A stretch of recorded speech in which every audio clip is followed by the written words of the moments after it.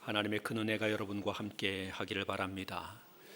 하나님께서 우리에게 허락하신 2024년도는 특별히 우리가 기도하며 하나님 말씀을 전하며 살게 되기를 원합니다.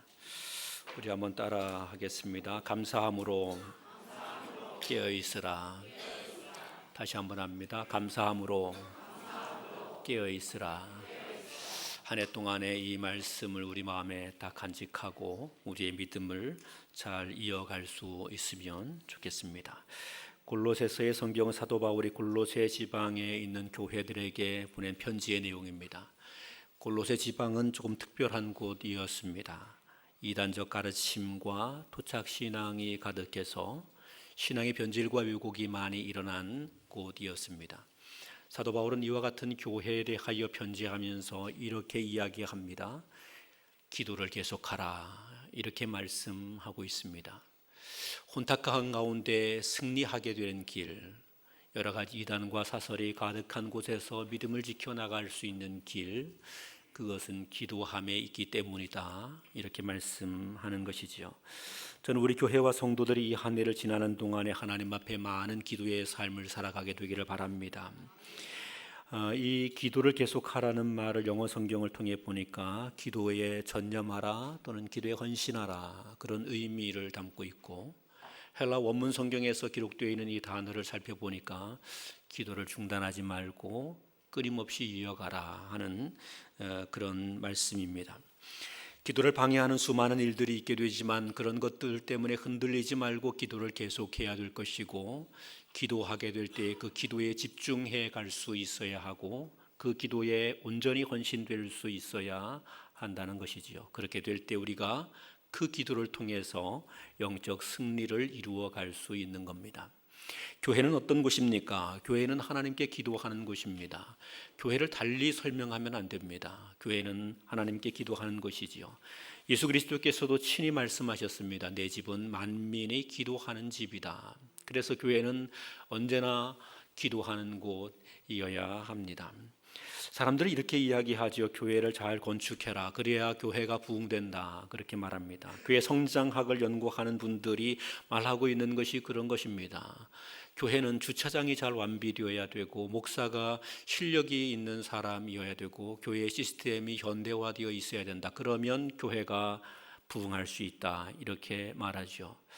교회는 그렇게 돼서 결코 부흥하는 것이 아닙니다. 교회 성장학자들은 그렇게 말할지 모르지만 그렇게 세워지면 교회는 영업을 잘해서 교인 수를 확장할 수 있는, 교인이라는 고객을 확장할 수 있는 곳은 될 수 있을지 모르지만 절대로 교회는 그렇게 부흥되지 않습니다. 교회는 어떻게 세워지고 새롭게 되느냐? 그 집은 기도할 때에 비로소 가능합니다. 교회가 기도하는 곳일 때 교회는 교회다운 교회로 서게 되는 것입니다. 교회가 기도하는 곳일 때 그 교회가 살아있는 교회가 되는 것이지요. 교회가 기도하는 자리일 때 여기에서 생명과 구원의 역사가 나타나게 되는 겁니다. 그래서 우리 교회는 이 한 해에 기도하는 교회이기를 바랍니다. 성경에 등장하는 수많은 인물들이 있습니다. 다니엘과 같은 인물들, 특별히 예루살렘을 향하여 창문을 열어놓고 하루에 3번씩 기도하였죠.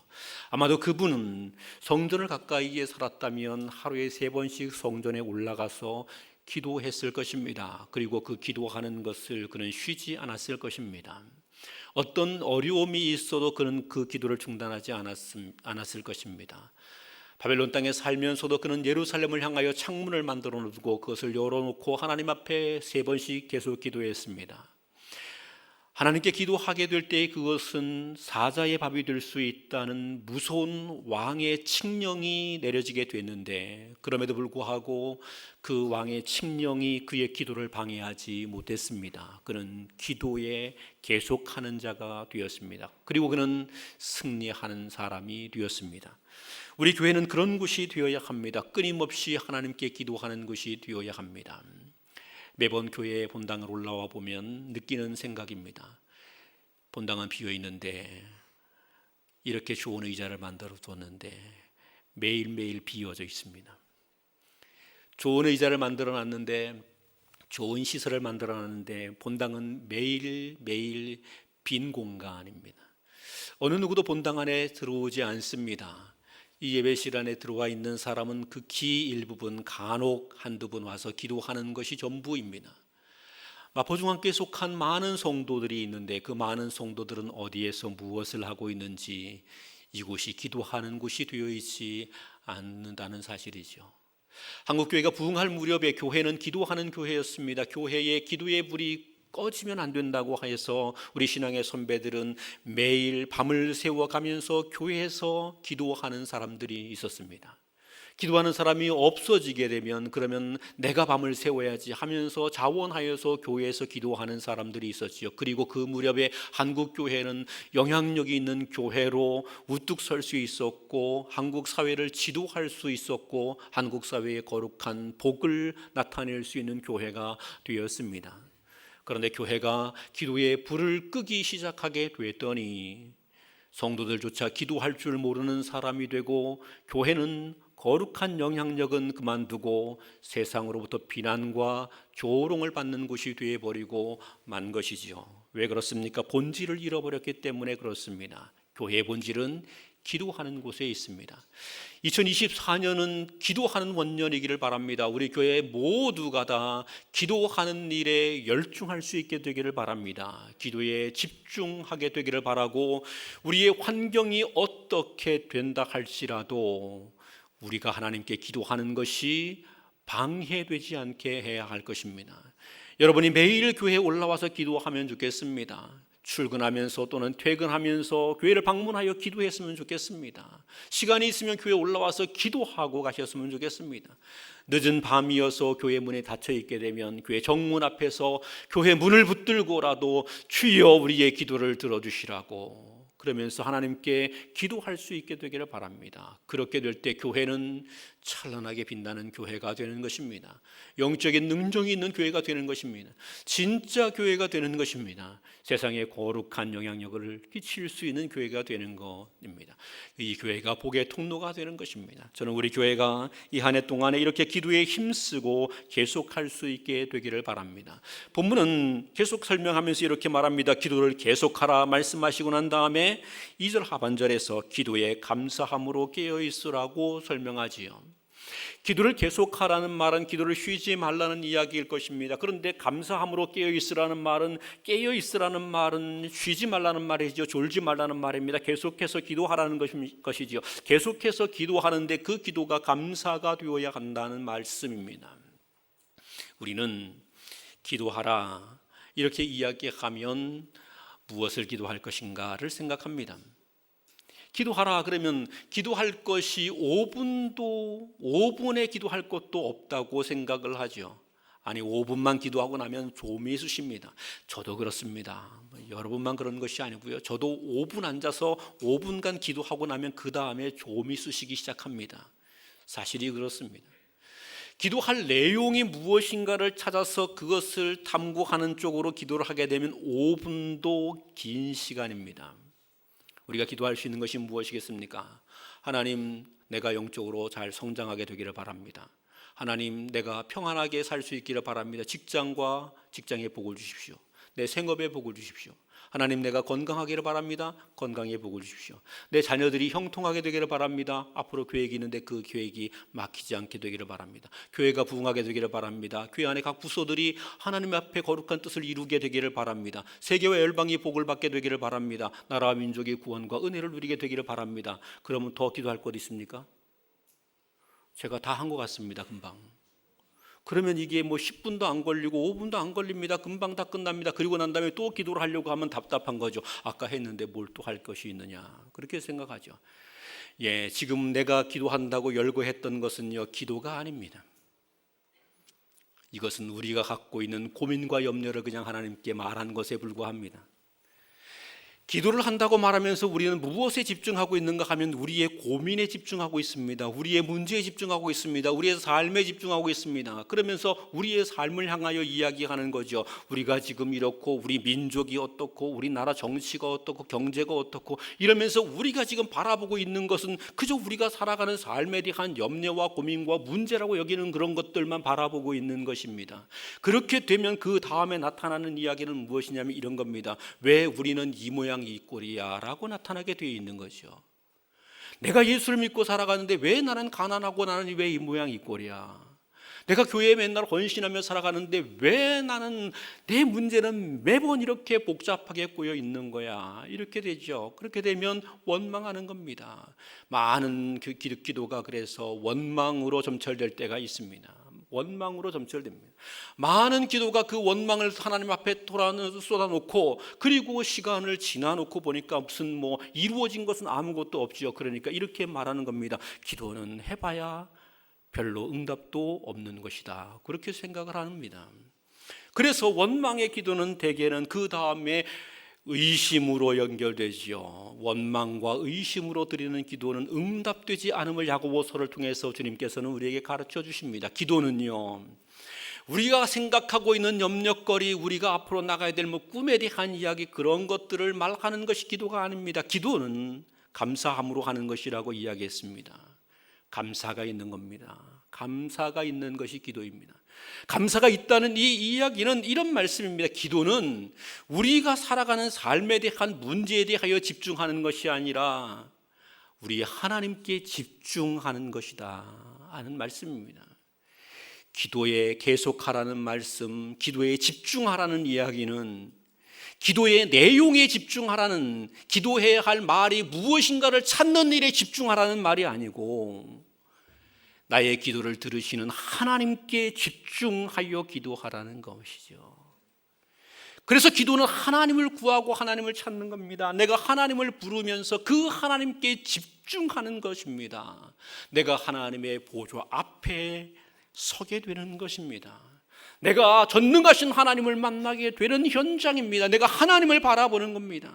산더미 같은 문제가 내게 있지만, 수없이 많은 염려거리가 내게 있지만, 아무리 발버둥 쳐도 내가 헤어나올 수 없는 엄청난 인생의 고난의 늪이 내게 있지만, 그런데 내가 하나님께 집중하는 것입니다. 하나님께 집중하니까 하나님이 나에게 이렇게 말씀하지요. 너는 두려워하지 말라, 놀라지 말라, 내가 너와 함께 함이니라 말씀하는 거죠.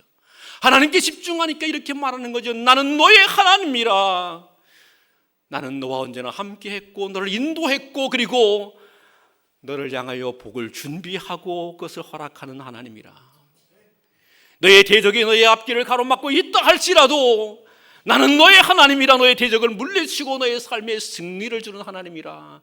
내가 너와 함께하니 두려워하지 말라, 염려하지 말라. 하나님이 그렇게 말씀하는 거죠. 하나님께 집중하게 될 때에 그때 우리 안에 생겨나는 것이 그겁니다. 전능하신 하나님이 나의 안에 가득히 찾아오시지요. 그러니 내게 감사가 생겨나게 되는 것이고요. 그 하나님을 보게 되니 내 안에 믿음이 생겨나게 되는 거죠. 그리고 그 감사와 믿음의 기도가 우리의 삶을 놀랍게 변화시키게 되는 것이지요. 저는 이 한 해의 우리 성도들이 하나님 앞에 기도하게 될 때에 이 감사로 기도할 수 있기를 바랍니다. 우리가 다른 것에 대하여서 세상 것에 대하여 염려하지 말고 나를 도우시는 하나님을 인하여 감사하며 내 곁에 계신 하나님을 인하여 하나님께 감사로 영광 돌릴 수 있게 되기를 바랍니다. 감사함에 깨어 있게 되기를 바랍니다. 복음성가 중에 이런 찬양이 있지요. 날 구원 하신 주 감사, 모든 것 주심 감사, 지난 추억이 내 감사, 주 내 안에 계시네. 향기로운 봄철의 감사, 외로운 가을날 감사, 사라진 눈물도 감사, 나의 영혼 평안해. 이 찬양 보면 이런 말씀도 있습니다. 길가에 장미꽃 감사, 장미 가시도 감사, 슬픔과 기쁨도 감사, 하늘 평안을 감사. 내 삶에 슬픔이 와도 내 삶에 기쁨이 와도 감사. 이유는 무엇 때문입니까? 하나님께 집중하기 때문에. 하나님께 집중하기 때문에. 우리의 삶이 하나님께 집중함으로 감사가 넘치게 되기를 바라고, 하나님께 집중하는 이 기도를 통해서 우리가 감사로 깨어있는 은혜가 있게 되기를 우리 주님의 이름으로 축원합니다. 사도 바울은 골로새 교회를 향하여서 감사로 깨어있으라 이렇게 이야기한 다음에, 감사로 깨어있는 자는 무엇을 향하여 기도하는 것이고 무엇을 소망하는 자인지에 대하여서 그 뒷부분에 언급해 줍니다. 그것이 3절과 4절입니다. 한번 같이 한번 보겠습니다. 3절과 4절 같이 봅니다. 시작. 또한 우리를 위하여 기도하되 하나님이 전도할 문을 우리에게 열어주사 그리스도의 비밀을 말하게 하시기를 구하라. 내가 이 일 때문에 매임을 당하였노라. 그리하면 내가 마땅히 할 말로써 이 비밀을 나타내리라. 아멘. 바울 사도는 기도에 대한 이야기를 말하면서 기도에서 빼놓지 말고 반드시 해야 하는 것이 있다고 소개하지요.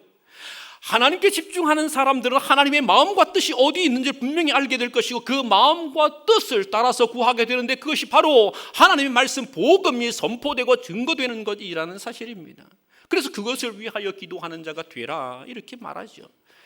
감사함으로 기도에 깨어있다는 이야기는 복음을 증거하는 삶이 된다는 말과 일치합니다. 하나님 앞에서 우리가 이 한 해 감사함으로 깨어있는 한 해가 되기를 원한다면 하나님께 집중하여 기도하지만 동시에 하나님의 마음이 어디에 있는 줄 알고 하나님의 뜻이 어디에 있는 줄 알고 그것을 따라서 복음을 증거하는 일에도 기도하며 헌신할 수 있어야 한다는 사실입니다. 여러분, 복음을 전하고 전도한다는 것은 어떤 것이겠습니까? 전도한다는 것은 무엇이겠습니까? 다른 사람을 교회로 불러와서 교회에 등록시키고 예수 믿게 하고 함께 신앙생활하게 하는 것? 우리는 그렇게 생각합니다. 그렇게 생각하고 우리가 그 일을 하려고 하니 너무나 힘들고 짜증나는 것입니다. 너무나 힘든 것이죠. 우리가 사람을 구원할 수 있느냐? 성경은 이렇게 말합니다. 우리는 사람을 구원할 수 있는 존재가 아니라고 말합니다. 누군가 사람을 불러다 교회에 앉혀놓고 교회를 부흥되게 하려고 하면 그것은요, 전도하는 것이 아닙니다. 그것은 영업하는 것입니다. 교회가 성도들에게 교인들을 채우라고, 교회에 교인들을 가득히 채우라고, 그래서 교회에 재정이 넉넉해지고 교회가 부자 교회가 되고 큰 교회가 되도록 하라고 끊임없이 강조하게 된다면 그것은 교회가 전도하는 것이 아니라 영업하는 것입니다. 저는 우리 교회가 영업하는 교회는 아니기를 바랍니다. 우리 교회가 크게 부흥돼야 할 이유가 없습니다. 영업해서 크게 부흥되면 여러분에게 좋은 것 아무것도 없습니다. 교회는 영업하는 것이 아닙니다. 교인 수로 영업하는 것이 아닙니다. 교회는 종교업이 아닙니다. 교회는 하나님의 복음이 전파되는 것입니다. 그러면 전도는 무엇이냐? 이런 겁니다.